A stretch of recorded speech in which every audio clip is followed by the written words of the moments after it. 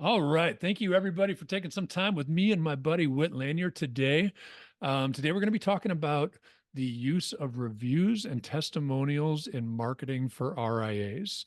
Whit runs a company called Amplify Reviews.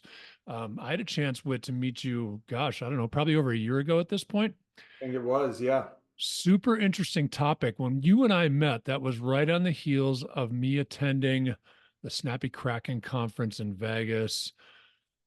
We actually saw each other there too. We did. Yeah, I and think I first met you pre-mustache. pre-mustache. Well, that's we got the before mustache and whatever. We'll put some initials to that at some point.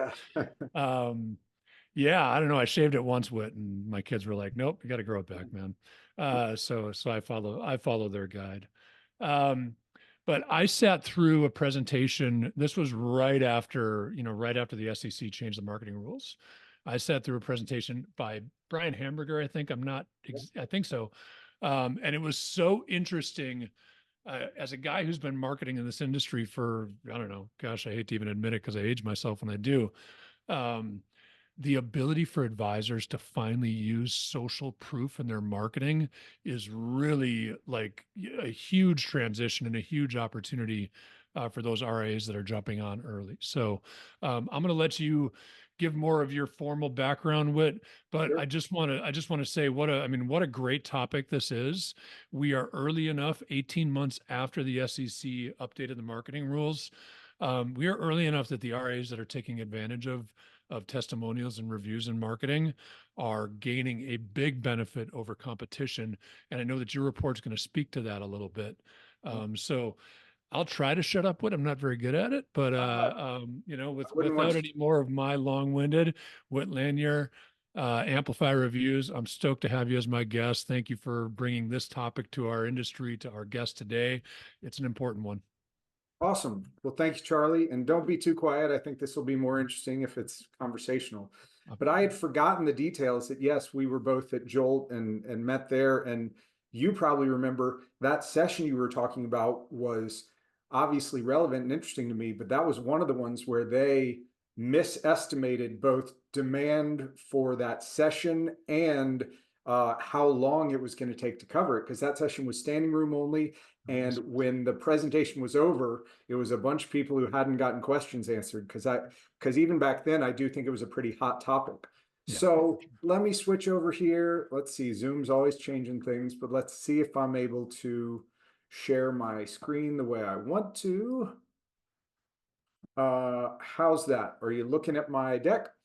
We are looking at your deck. Anybody who can't see Whit's deck, just drop it in the chat. Let me know if you can see it. Give me an okay. If you can't see Whit's deck, just let us know so we can make some adjustments if possible. So Amy's yeah, got it. Yeah. excellent. So a little bit of context before we dive in, right? You gave some great context, Charlie, in the fact that the SEC changed the marketing rule a little over 18 months ago. Rather, the enforcement deadline was a little bit over 18 months ago. And so we'll touch on what the rule change is, but really this session and this report that we're going to share with everyone after the webinar came out of our own curiosity. We were looking at, obviously, we're curious what RIAs are doing. We pulled up and looked at the lists that get put out there, and we chose the Barron's top 100 RIA list. And as we were looking at it, our team was just curious. We're 18 months out now. Let's see what adoption looks like amongst this group. And I'll go ahead and admit, I don't know that this is the perfect group for either the audience of folks who are on this phone call, on this webinar, or in general, but it is a meaningful sample of RIAs. And the feedback that I got early on is that RIAs, before traditional broker dealers, are likely to adopt new technologies a little bit earlier. So that's what the question was, and that's what sort of prompted this. But before we dive in, let's see here. I wanted to set the stage for this conversation a little bit, starting with who am I and what qualifications do we have to talk on this topic. So Amplify Reviews is the second startup that this founding team has worked on. And the previous one was also focused on online reviews. So in a nutshell, we were the first vendor to give hospitals the ability to take feedback from their patients and publish that on their own website in the form of ratings and reviews. The first hospital did that in 2014. This industry started getting traction quickly enough that we actually got acquired by the end of 2014 by the number two healthcare survey vendor. And since then, we've published, I think it's now over 70 million patient reviews through that technology platform. Wow. So Amplify Reviews is taking that same concept and making it available to the financial advisor industry. And we'll talk about why we think that is the big opportunity, both for us and for advisors. So we alluded to the SEC marketing rule, and I'm guessing most of the folks on the webinar have some familiarity with it because it sets the stage for what we're talking about. But having been focused on reviews for over a decade now, when we learned about this SEC marketing rule change, we see it as the SEC fired the starting pistol on using, yes, we're biased towards reviews. We'll talk about the subtlety there in a second. Fired the starting pistol for this industry to use these because every other industry embraces and relies on reviews because that's what consumers want and consumers like in terms of helping them make decisions. And I know in the way that you and I have both been promoting this, Charlie, we've talked about social proof and the power of that. Yeah. So very quickly, the new rule was announced in 2020. It had a compliance deadline of November of 2022. And the most salient difference, this is a unified marketing rule, but for today's conversation, this is the first time that the SEC has provided guidance on how advisors are allowed to and are able to use testimonials and endorsements in their marketing efforts. Now, the SEC says testimonials are any quote from a current client and endorsements are any quote from anyone other than a current client. And so most of what we're going to talk about today is the SEC's definition of testimonials. But before we dive into the next one, basically what we saw in healthcare and what I alluded to on the previous slide is once a couple of visible hospitals and healthcare systems started sharing this data from their patients that they had publicly and transparently, there was a lot of FOMO, and it started to look bad on everyone else if they weren't doing the same thing. I'm sure. So we have not yet hit quite that point of FOMO with the big folks, but thankfully, the smaller firms, smaller groups and advisors are adopting this a little bit more quickly, which is what we would expect, right? But I still think we should expect the same thing, which is once some visible folks realize the opportunity, and I'll go ahead and say the approach that we endorse, we feel is both the most compliant way you can use testimonials, as well as being the safest and most impactful way to use testimonials. So a couple more slides to tee it up, and then we'll get to the results. I don't want to keep people waiting too long for what we've studied. Yeah. So we could do a whole presentation on the power of social proof and on the importance of reviews.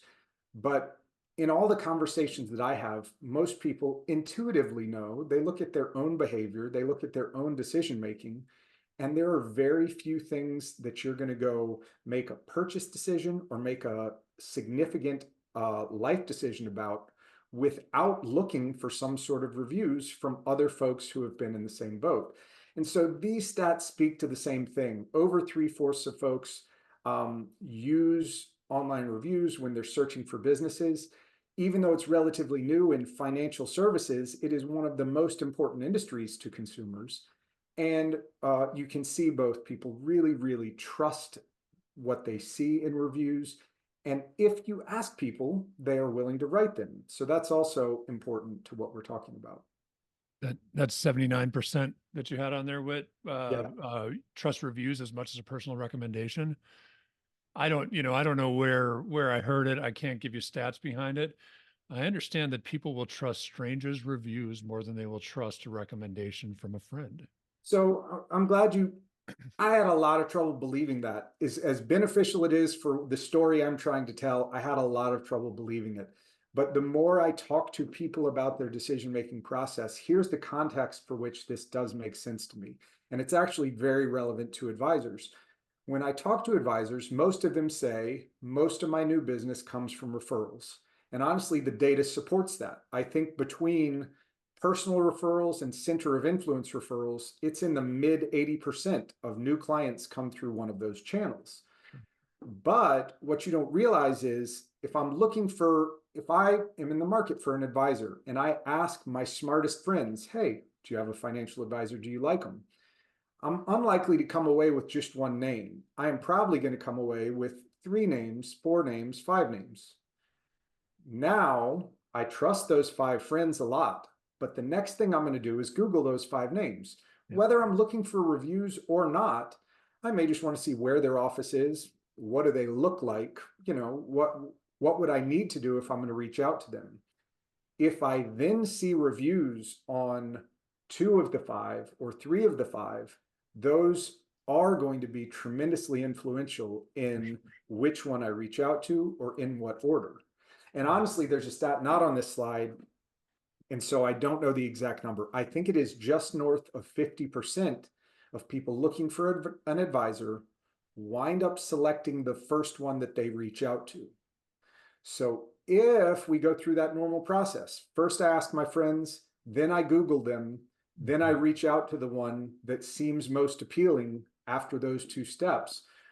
Well, there's a lot of evidence to say the one with the strongest reviews is going to be the first one that you reach out to, and half the time that's the end.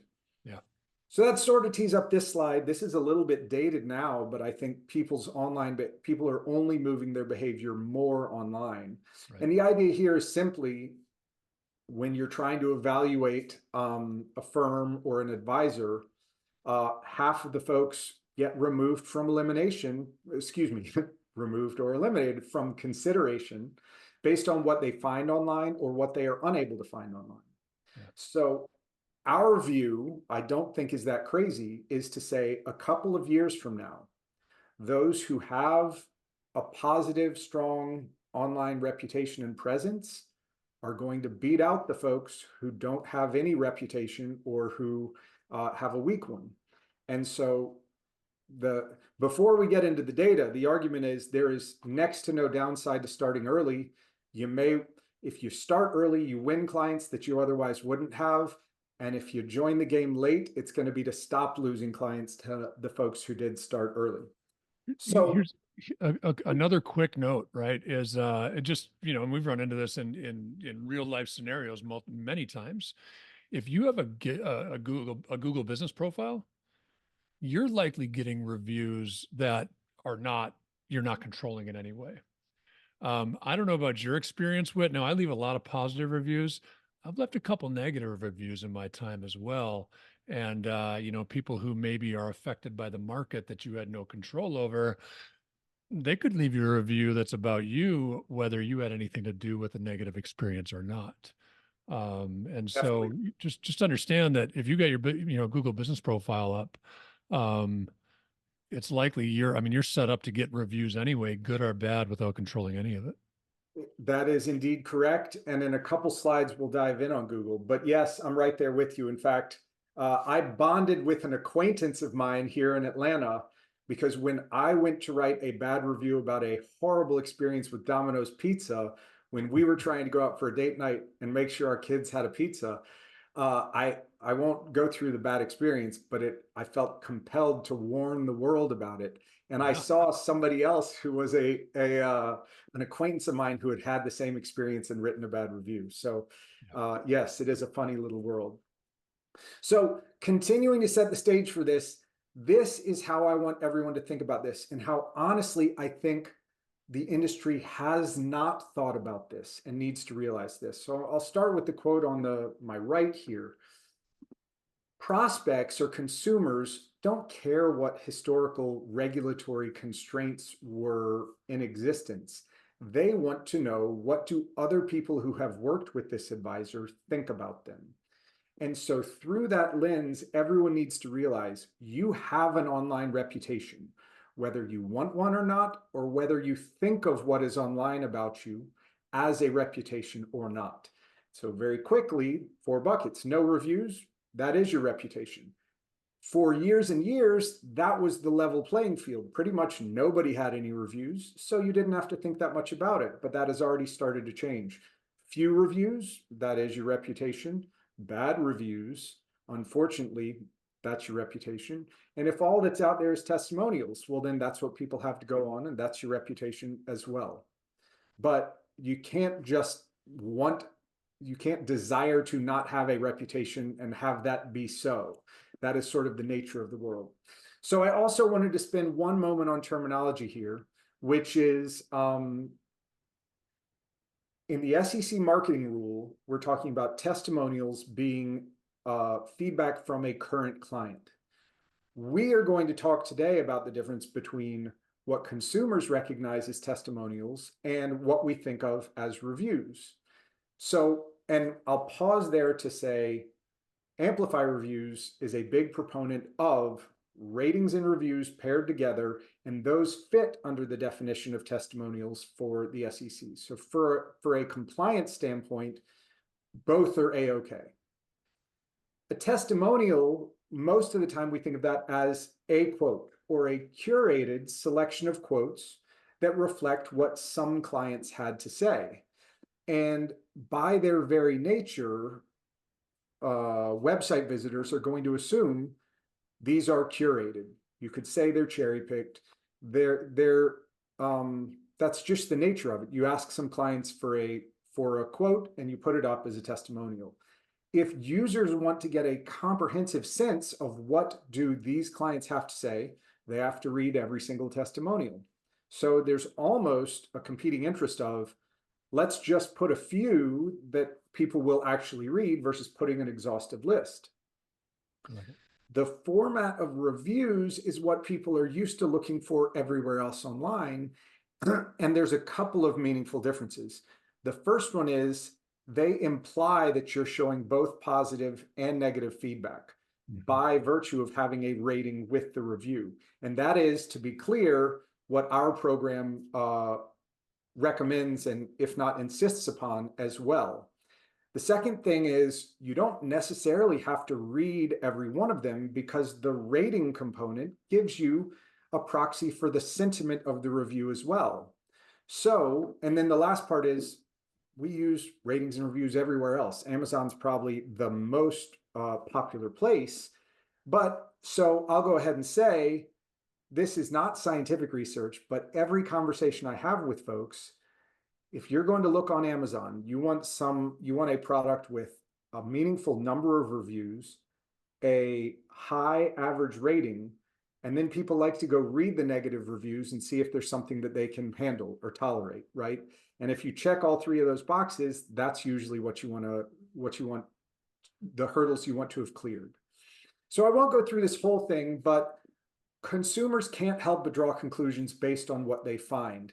And so we offer up this sort of spectrum where the least social proof you can have is no testimonials, no reviews, and consumers might think, well, they couldn't find anyone to say something nice. All the way on the other end of the spectrum is having a number of reviews in a number of different places, which is overwhelming social proof that consumers, prospects, clients who work with this business have a good experience. And so that's what we're hoping for. All right. That's the lens that I want us to keep in mind as we look at the findings that we came up with when we went to look at this.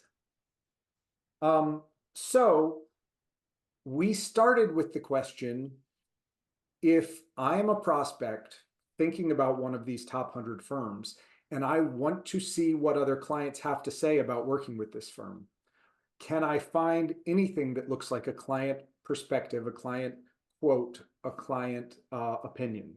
And so using that broadest definition, that's what we looked at for our first data point across the Barron's top 100 RIAs, and this was their 2023 list because 24 won't come out until next year. At the highest level, we found 2/3 of them have something that looks like a testimonial available online, and 1/3 of them don't have any, couldn't find anything that sort of fits the bill of a testimonial. So at the top level, you would say, well, it looks like there's decent engagement with this concept of testimonials, client testimonials for folks. But I think the next thing we're going to look at is, where do these come from? And the underlying question is, are the marketing folks at these firms proactively involved with these, or are these just reviews that got left online through the channels that are available online for people to leave reviews, like you talked about a moment ago on Google? Yep. So let's see, where did these come from? Well, the number one source, you may not be surprised, since Charlie, you did talk about this a moment ago. Google reviews was the number one place where you could find something that looks like a client testimonial. Now, you did allude to the fact that a prospect has no guarantee that what is written on Google was written from either a current or former client. I like to use a phrase, any internet weirdo can go write a review, and there's nothing stopping them. Now, I say that, but consumers, because we use reviews so much, they're pretty savvy. They're pretty good at sniffing out what looks like spam, or what looks like a grumpy person with an axe to grind that's not really a reflection of the service. But all things being equal, you would like to have a nice number of reviews and a nice average rating. So the beauty of the math we're going to see here is, we're talking about a list of 100. So most of the time, the percentage is also the count of firms. 59 of these firms had Google reviews. The number 2 source was Yelp reviews, the number 2 single source. So similar in that a business can have a profile on both sites, both platforms, and any internet user can go write a review on those if they want to. And we'll talk in detail about Google and Yelp. The third one, if we looked at all of the other sites where someone might have an ability to leave a review, if we put all of those together, they were about tied with Yelp in that 3rd place. And at the end of these slides, we're going to look at what the breakdown of those other third-party review sites was. But the main thing we had intended to go look for when we did this research was this last bucket, which is evidence that the marketing team for these firms went out and got client feedback and published it on their own websites. And I'm going to admit, I was very surprised that that is only 2, which is 2%, 2 firms. We'll talk a little bit more about that. I've spoken with both these 2 firms, so I have a little bit of perspective from them. I have not spoken to all of the other 98, so I don't necessarily have their perspective. So this is important if folks aren't already familiar with this. Charlie, you alluded earlier to the Google Business Profile. That's what GBP stands for. It used to be called Google My Business Profile, and they changed the terminology slightly to Google Business Profile. Basically, when you do a Google search, if you're on a desktop, the right-hand side of that search result will often have a little box with information about the business you were searching for. That is your Google Business Profile. Yep. And Google can create a Google Business Profile for any business just from publicly available information, with or without that business's interaction. So for a lot of these firms, Google may have created the profile with no interaction, no involvement from the firm. You can also ask Google to create a business profile for you. And I'll go ahead and say, from my view, no matter what type of business you are, there's no reason not to have a Google Business Profile. Basically, at some point in the quest to find an advisor, people are going to find themselves on a search engine, And Yeah. having a Google business profile makes it easier for Google to just help people find you and display the information. I will also say the SEC is very clear in saying there is no problem with having a listing on a site like Google Business Profile or Yelp, and there is no problem with making sure the information on those sites is accurate and correct. So we'll talk in a minute about what the concerns are from the marketing rule and why some people are hesitant to be proactive about their Google reviews. But the profile, there's no reason, there's no regulatory concern, and in my humble opinion, no reason you wouldn't want one. So Yeah. I'm a little surprised that 13 firms don't have a Google business profile. I agree. And what if you go Google a company, you can tell if they've claimed their business profile or not right on, it says, do you own this company? Right. I mean, you can Yep. respond right there. There's certain things also from an SEO perspective, just from your presence, making sure that you have an accurate backlink, making sure that the description of your business matches or is similar to the description of your business on your website. And uh, um, Google's not the only, the only place that you can have a profile like this, right? I mean, if you go, here's a little hack that we do for some of our clients. Yext, Y-E-X-T, is a website that will help you create profiles in all these different directories, Google being probably the primary one, but there's several others. All those give you an opportunity for a description and a backlink.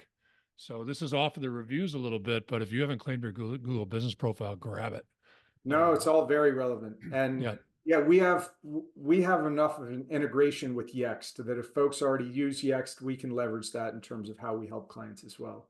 we Uh, love it. We love it just to get a list of the 30 most common directories then that, yeah. we can help update. Yeah. To the other thing, I like to, people can use data to tell a lot of stories. I like to just be as clear as I can about exactly what we're looking at, what it does mean, what we do and don't know. So the one thing I'll say about the first donut here, yes, 13 firms, we didn't find Google business profiles. We took a very standard approach to trying to look for these firms, right? Because look, we're looking at this through the lens of marketing. If we put the firm name and their headquarters location into the search engine and a Google business profile didn't come up, there may be one out there, but it's a fail in my book, right? Right. Didn't have it.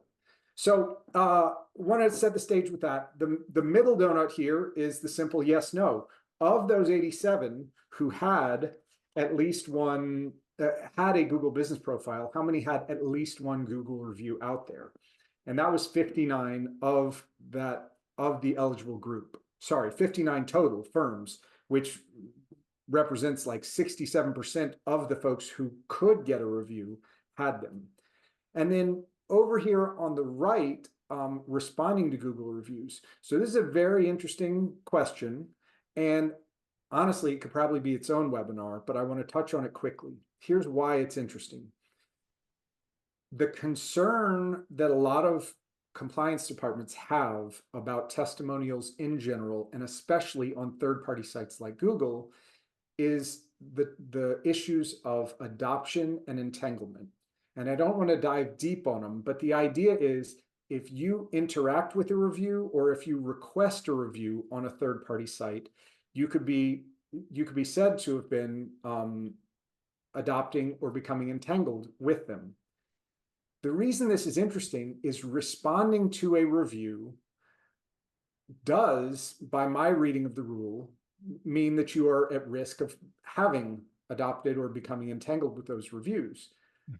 The fact that 11 firms have taken the step, now what I will say is in every other industry, this is good customer service. Right. You write a response to every review, you thank people for them. If they have something unkind to say, you acknowledge it and you're professional about it.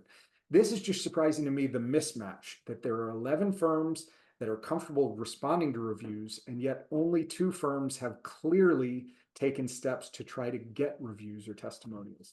So that's its own thing that we could dive into deep, but interesting nugget for our findings so far. What So quick question. So if do you know in a Google business profile, Can you turn reviews off? It's a great question, with a very succinct answer. No. Okay, I didn't think so, but I wasn't sure if you could be out there and not collect them. Okay, No, cool. you know that it is an excellent question, and honestly, we go back to our history in healthcare. Physicians initially hated the idea of reviews, and I they would bet. ask the marketing department to be like, they have sites like Vitals and Health Grades, and the physician would ask marketing department, please opt me out of those sites. I don't want reviews on them. And that's sort of, the internet is fairly democratic in that way. It's not an option if Yeah. you're out there. And honestly, I don't think you can turn off a Google business profile. I don't think you can, like, you can say my business is closed, but I think that's it. So basically, the world we live in it is an option for people to go leave a review if they want to. So let's talk a little bit about the numbers here. The highest number across these 100 firms, the most Google reviews we found was 206, but that was an extreme outlier. I think the best measure of average is actually the median, which is 3. That 206 pulled the mean or the average way up to 9.5, but the representative number is 3 reviews. And that's not a lot. And consumers know that's not a lot. But if there's nothing else out there, that's sort of what they have to go off of. So 3 reviews on average, and that's only looking at the folks who had at least one, right? We remember from the previous slide, there's a meaningful number that don't have any reviews.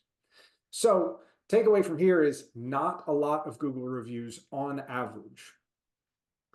Now, the things that matter to a consumer, we talked about this, if you're looking on Amazon or really looking anywhere, how many reviews are there and what is the average rating? And again, from several slides ago, if all you have is 3 ratings and an average, 3 reviews and an average rating based on that, it may not be very impactful, but if it's all that's out there, it's gonna have some influence on folks who find them.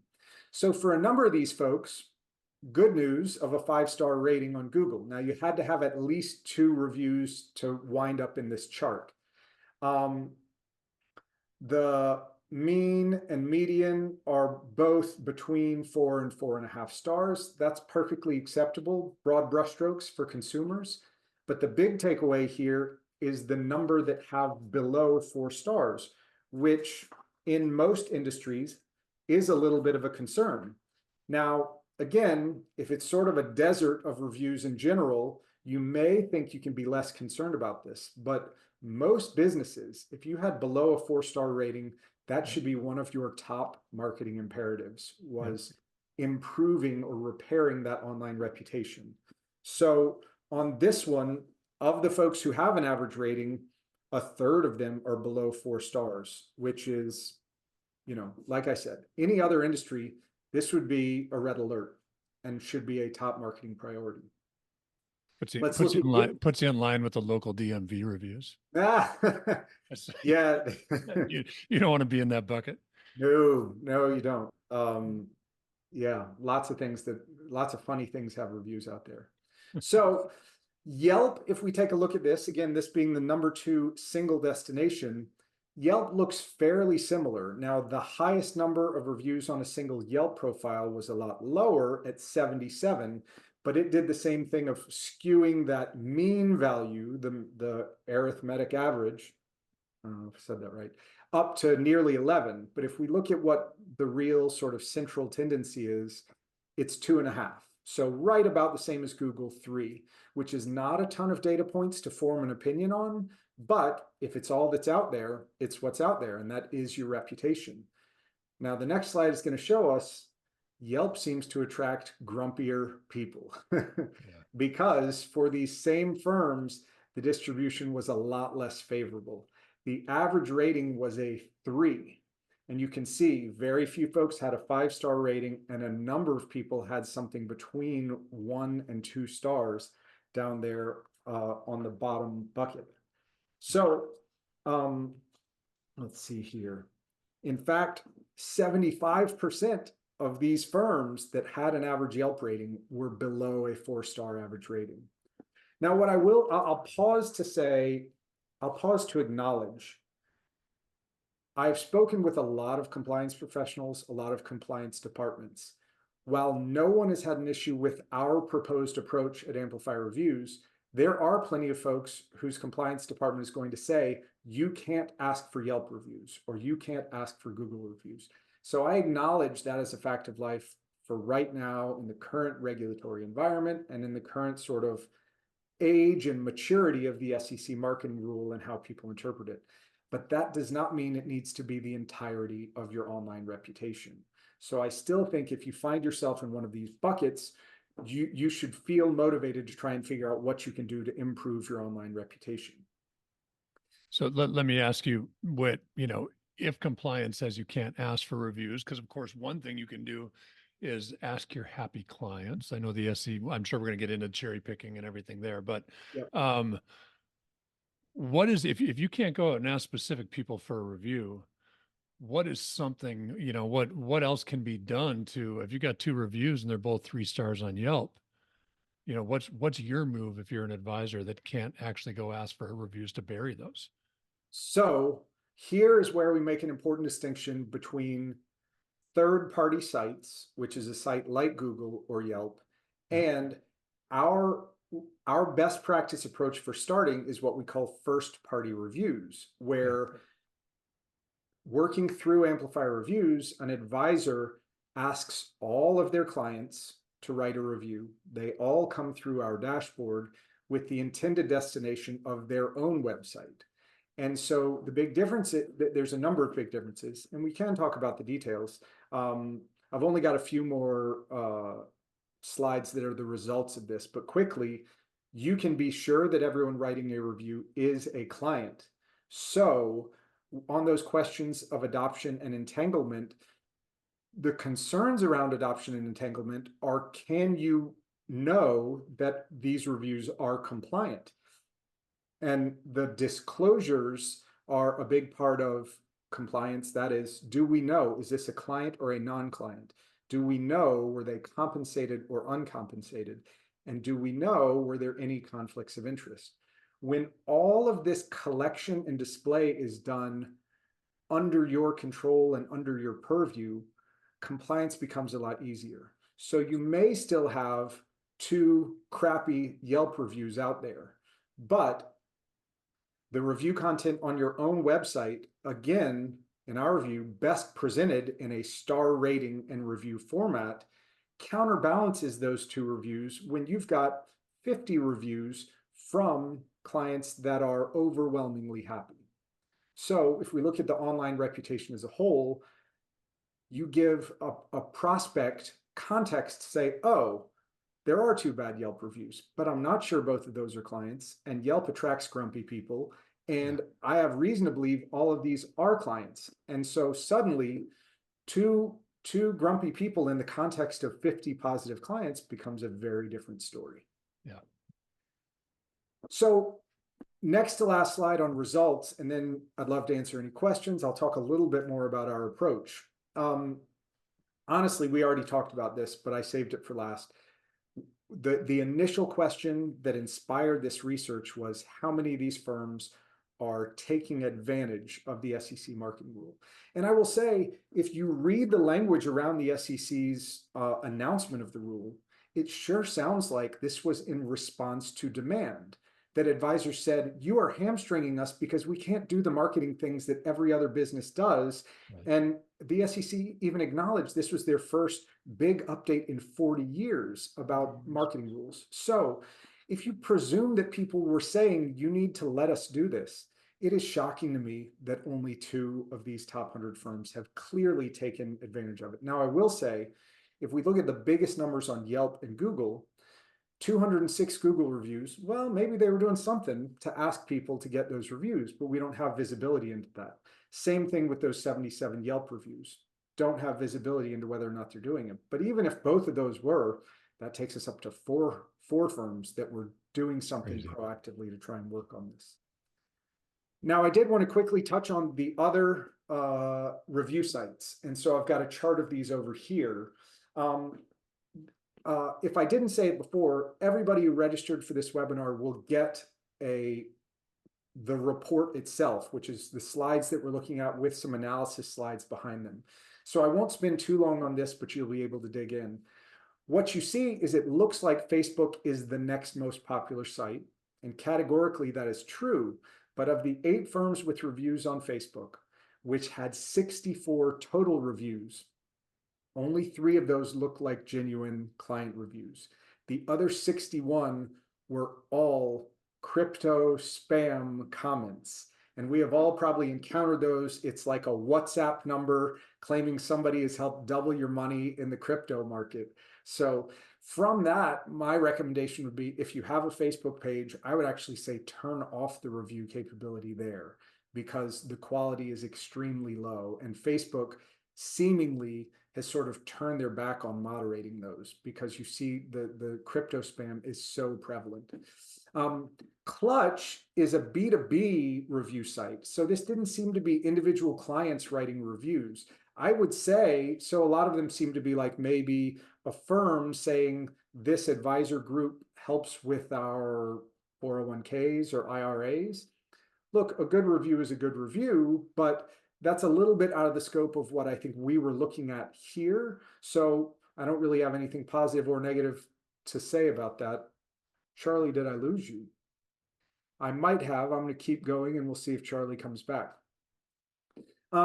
Trust burn, I had never heard of before we started this research. And if you poke around online, trust burn seems to be primarily spam reviews or fake reviews. And if you go look at the actual reviews, they seem pretty fishy. And that seems to be the opinion. So I'm not sure the firms had anything to do with winding up on there, but I don't think they're convincing to anyone.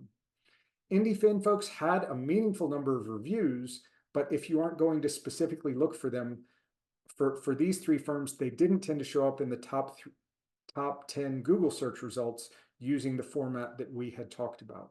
And then Wallet Hub and G2, honestly, small numbers, and especially G2, I just think of them as outliers in terms of having those show up. So we may have lost Charlie. I'm going to keep talking, and then I'll pause and take a look at the chat and the Q&A and make sure I answer any questions we have. So the key takeaways from the research that we had done. Number 1, I imagine everyone has gotten this point. Adoption is very low in terms of taking a proactive approach at embracing the opportunity with testimonials and reviews. Number 2 is that I feel confident there are bad online reputations that are repelling clients away. So 1/3 of Google average ratings are below 4 stars, and 2/3, nearly 2/3 of Yelp average ratings are below 4 stars. Just everything else that we've done in reviews say, if I ask for 3 recommendations and I go see that your average rating is below 4 stars, that is hurting my chances of selecting you. But then the 2 takeaways are that low review counts can be easily improved or offset. And the big one is that there is a huge opportunity here. Like, the playing field is wide open for someone to be proactive, get these positive feedback from your clients, and get the social proof benefits that come from that. So actually, let me pause and take a look at the chat and see if I have any questions, and then I'll keep going here. So let's see.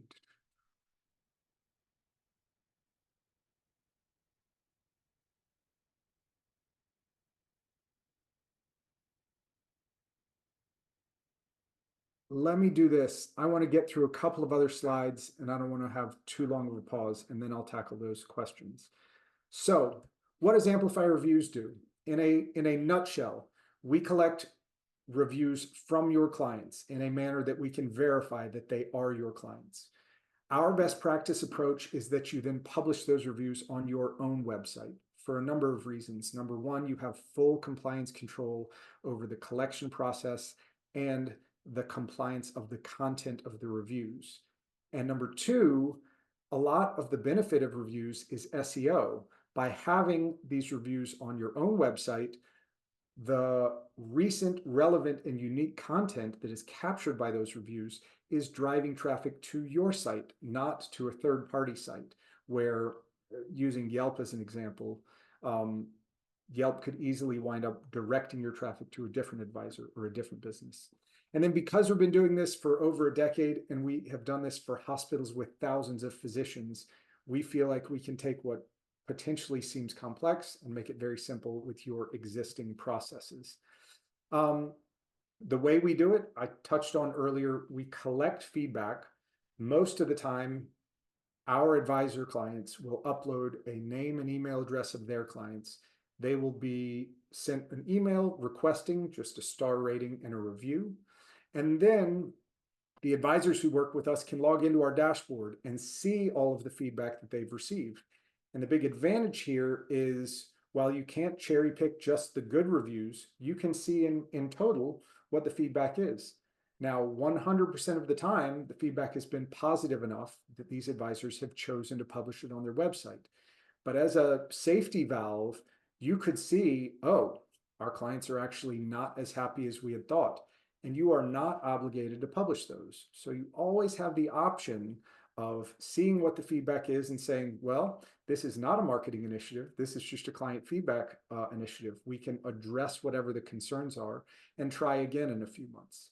But like I had said, 100% of the folks who have gotten to step 2 and looked at the feedback have felt that it was overwhelmingly positive and an asset for marketing. So they then publish those using widgets we provide on their own website as a summary rating and a list of reviews.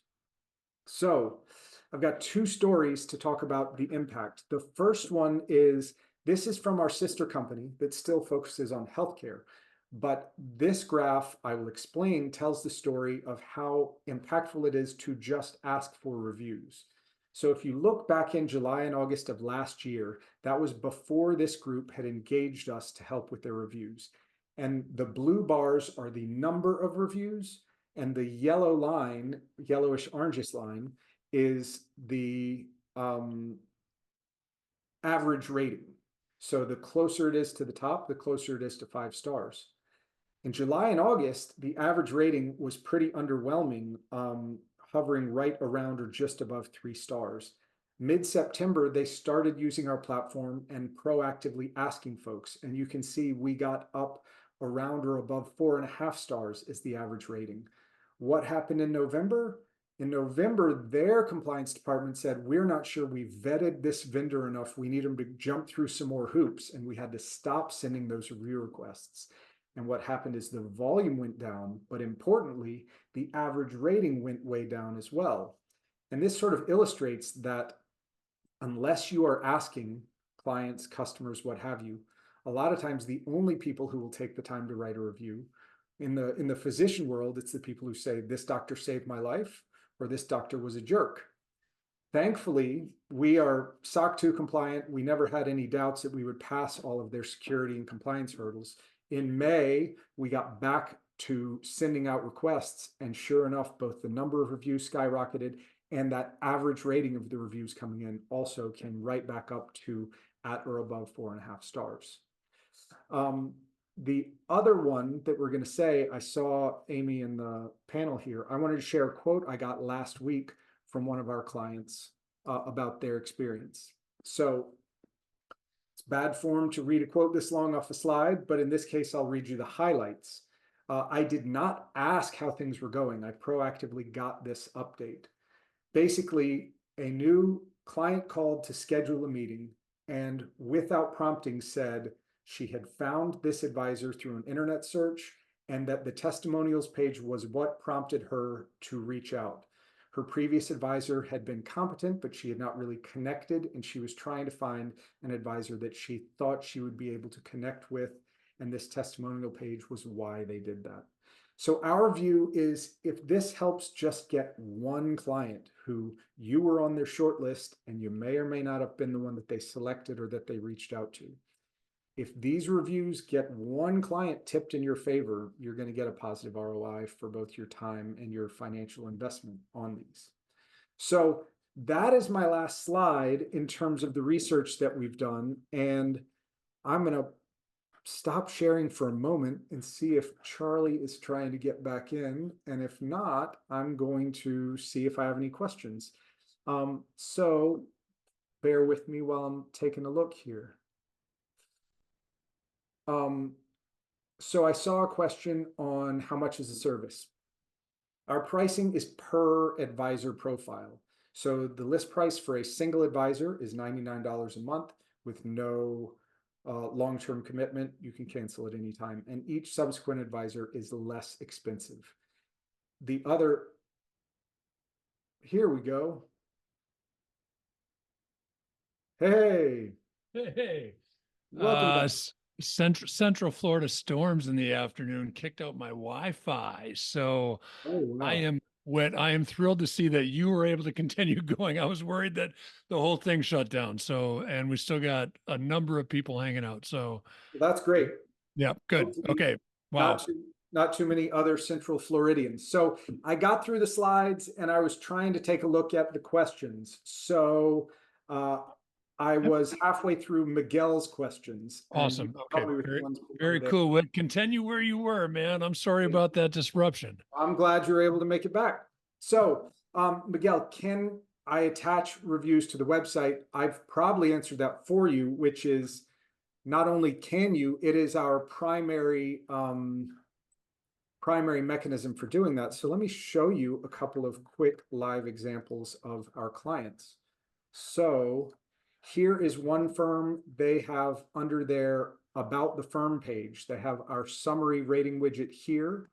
And as we scroll down, they have the full feed of all of their reviews, which include ones collected in our closed loop system. And in this case, their compliance is okay with also pulling in and displaying Google reviews. So our platform can monitor and pull in reviews from anywhere on the web so that you can see what's going on. And then depending on your comfort level, we can publish either just our closed loop first party reviews or all of them. This is the other one that we had talked about for a little bit. They have a dedicated page for client testimonials. And importantly, we encourage all of our clients to have a policy page. Under the name of transparency, we want everyone to know, where do these come from? How do we collect them? And in general, that yes, you can expect us to publish everything, good or bad, unless they contain some of this content that we are unable to publish. So you can have profanity, you can have personally identifiable information, or you can have any of the SEC's general prohibitions on marketing. And then I think I also showed a screenshot of these folks who have their reviews right on their homepage, summary rating widget, disclosure language, and then a feed of reviews. These folks were OGs that got started in November back in 22.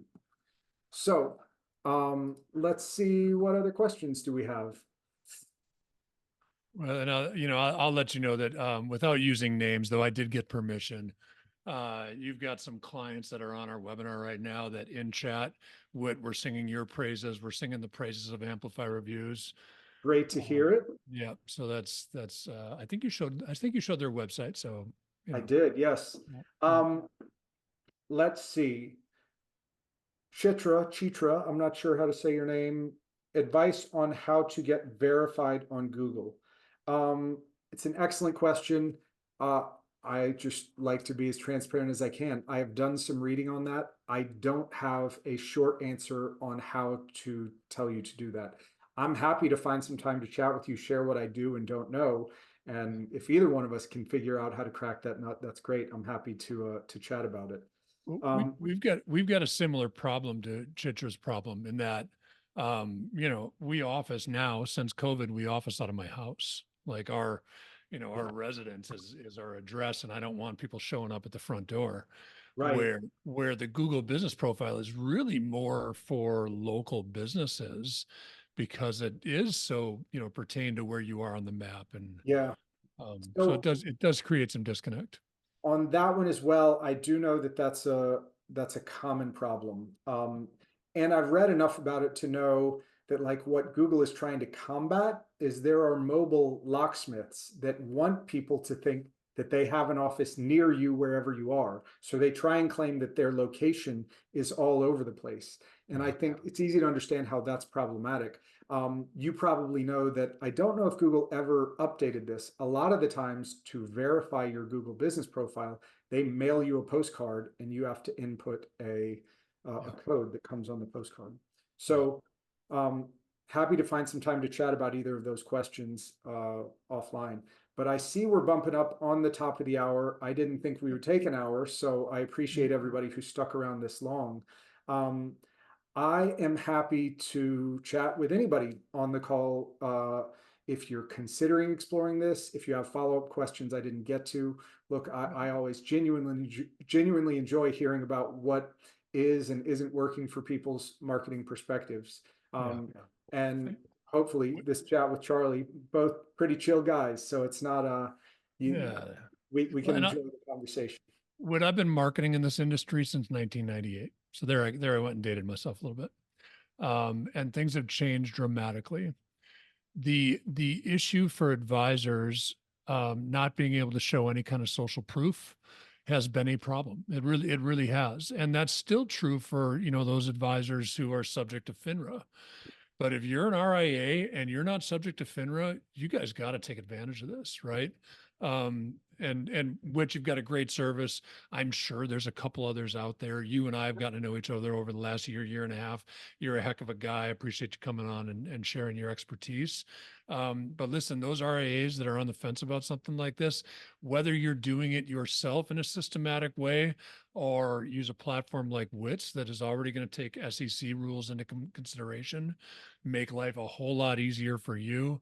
Like if the fact that 2% of those top 100 Barron's RIAs are actively taking advantage of this means it's wide open. It's a great opportunity. So I will say FINRA's not a deal breaker. FINRA's got Okay. slightly different regulations, but it's not a blocker. You can use the approach that we described. I will say there are a couple other folks in the space. We're different enough that if we speak with you and we think one of the other guys is a better fit, we'll tell you. It's all friendly. We all want to just grow the pie because we think everybody will do better if this is when people start acknowledging the opportunity here. Great. And Whit, before we close down here, make sure John just put some information in there. I want to make sure that you get that before we close the chat. Thank you very much. Brian had some awesome feedback. You guys, thank you so much for the interaction. I always kind of close this way, but it is really, I'm always humbled by the number of people who take time out of their day to join these webinars. Yes. We try to bring as much good information forward as we possibly can. And listen, we're on a topic here that you guys, the rule changes 18 months ago, they are a game changer. They really are. Your ability to use social proof to demonstrate your effectiveness with your clients, like take advantage of that for sure. So. Well, I agree. Thank you very much to everybody who showed up, and especially the folks who are still on 1 minute after the hour, but we won't keep you anymore. Thank you, Charlie. I really appreciated the conversation. Thanks, everybody. And we'll follow up with the report so you can read all the details for yourself. Happy to chat with anybody who's interested. Awesome. Thanks, Whit. Thanks, everybody, for joining us. Bye-bye.